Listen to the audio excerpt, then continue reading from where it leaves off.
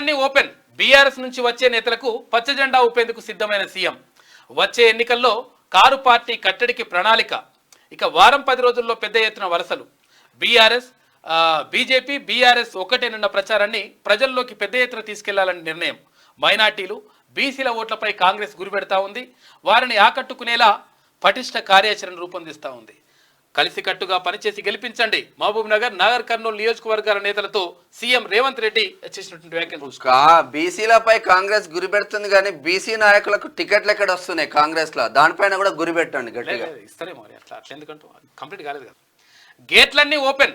BRS నుంచి వచ్చే నేతలకు పచ్చ జెండా ఊపేందుకు సిద్ధమైన సీఎం. వచ్చే ఎన్నికల్లో కారు పార్టీ కట్టడికి ప్రణాళిక. ఇక వారం 10 రోజుల్లో పెద్ద ఎత్తున వలసలు.